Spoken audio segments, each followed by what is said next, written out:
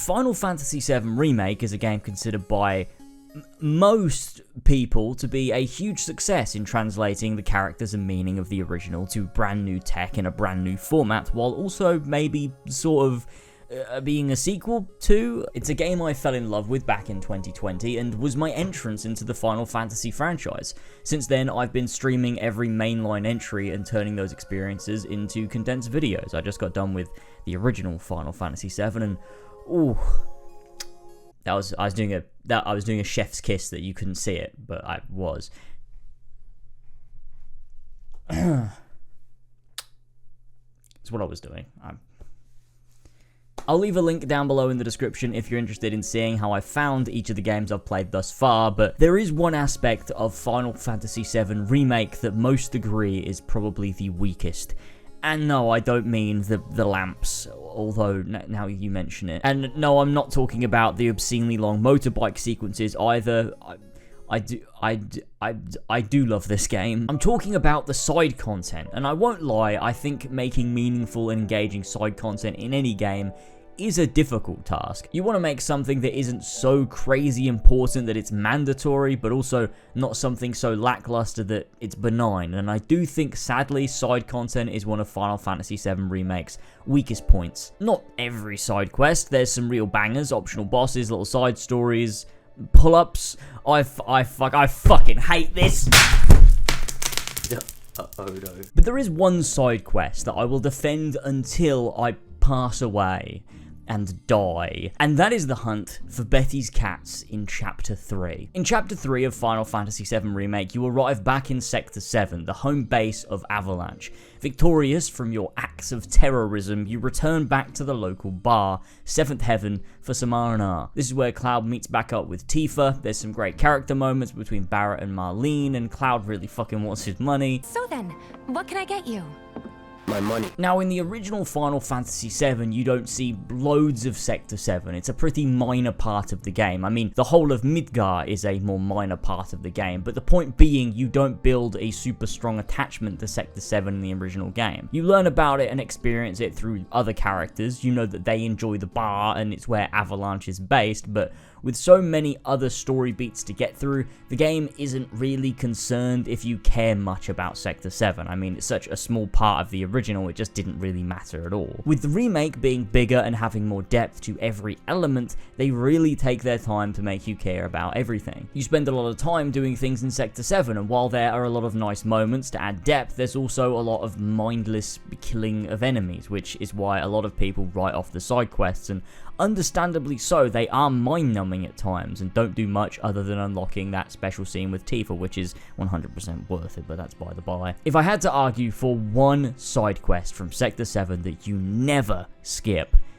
it would be the Lost Friends side quest, searching for Betty's cats. This side quest is not like the rest. It is completely void of combat, it's totally innocent, and I adore it. It's perfect. The quest has Betty explain she's lost her friends, her cats. Tifa volunteers Cloud to search for them, and you go off with no markers, no indication, nothing at all. You have to find 3 cats. Now sure, this is a fetch quest, go find something, bring it back, but what this side quest actually facilitates is the deep exploration of the Sector 7 slums. As you move around, you'll be scanning the environment, looking for every little thing you might not have bothered with before, listening out for the distant sound of meows, and at the same time, picking up on important little pieces of conversation, things that characterize the people of the slums. People for Avalanche, against Avalanche, people sympathetic to Shinra, giving great arguments for and against their way of life, talking about the slums themselves, the people living topside, Soldier, Mako, all of it. Oh god, the textures! Make it stop! There is so much to stand and listen to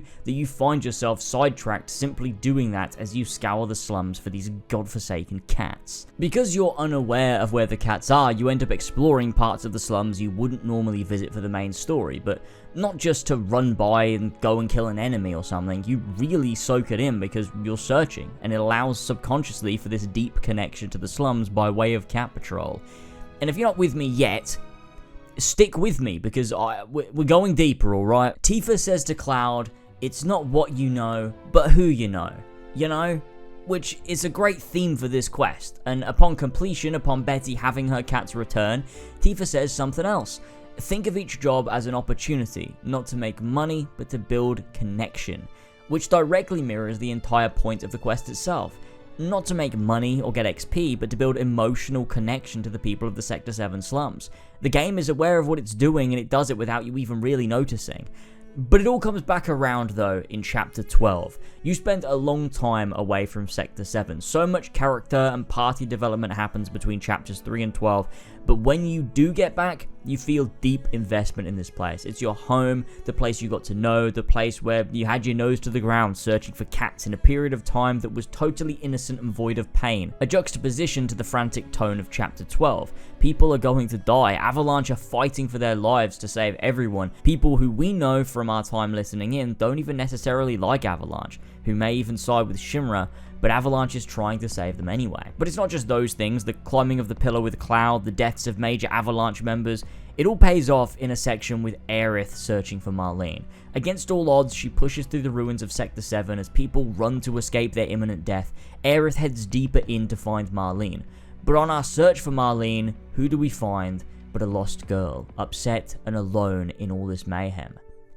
Betty. And in that moment, you remember what the catalyst was for Sector 7 becoming so important, why you know the streets like the back of your hand, and why Aerith helping her to find her dad is so important. Betty is our connection to the innocence of the slums, an innocence that is being torn to pieces by Shinra for no good reason other than greed and supremacy. It does wonders to characterize your motives, their motives, who the victims are, our heroes, and it makes you want to press on and keep fighting. Betty is a beacon of hope and light in such a dark time as this. And that puts an even darker cap on the plate falling, because we know there wasn't time to rescue everyone, and Betty didn't have her cats, and I don't think we'll be able to find them this time.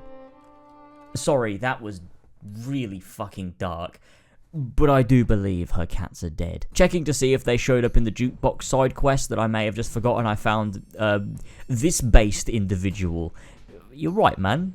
Betty is awesome, bro. I genuinely do believe the quest in which we search for Betty's cats is more than just a random pointless fetch quest. Betty is a character that allows us to deeply absorb Sector 7 slums, as well as being a clear beacon of hope, light, and innocence, which is exactly what our party is fighting for. And also, kind of a parallel to Cloud and his arc that will continue into Rebirth and beyond. You may think, you're overanalyzing. It's just a fetch quest. The behemoth fight is way cooler, and to that I say, you're a fool. But I don't know. Let me know what you think. I guess. This isn't what I normally do on the channel, but I wanted to talk about it. Because I don't know, I thought it was interesting. If you want to see more Final Fantasy content from me, I'll link some stuff in the description, and obviously on the end card as well, if you're interested. You can go check out my experiences with Final Fantasy 1 through 7, as well as 7 Remake. I'll link everything down in the description if you want to. I stream Final Fantasy on Twitch, so come join me on Twitch sometime if you feel like it. It'll be here, I think, probably. There'll be a little... Click it. Don't click it. I'll just pause the video. It won't take you anywhere. It's just a lower third. What am I talking about? As of posting this video, I am soon to be posting my Advent Children reaction over on my other channel, it's LazerzZ, where I put all my Final Fantasy reaction experience content on. So if you're interested, that's coming up soon. Going to be streaming Dirge, then Crisis Core, then moving on to Final Fantasy 8, as well as then obviously 9, 10, and 12, 13, 15, skipping the MMOs, although I do play Final Fantasy 14 every single Friday. That's been a blast. But I do have some stuff planned for this channel coming soon. I am working on a big video for Saints Row. When I say working on, I've thought about it. As of recording this video, I've not yet played an ounce of Saints Row.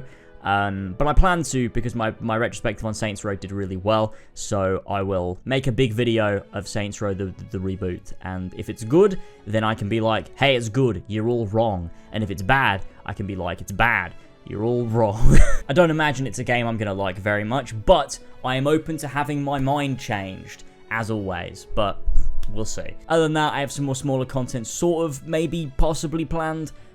We'll see, but my next big project is the Saints Row video. Then I got some retrospectives coming, Witcher 1, Assassin's Creed, God of War comes at the end of this year. I'll obviously want to make a video on that, and some other bits and bobs potentially. Advent calendar in December. Things are moving quick. Time is going fast. I'm stressed, but it's fine. I will be okay. I promise you I will be okay. maybe. But that's it from me. Thank you for joining me. Let me know your thoughts in the comment section down below. Don't forget to drop a like, a sub, all those YouTube bits and bobs and pieces. Links are in the description. And I'll see you later on. Thank you guys. Bye-bye.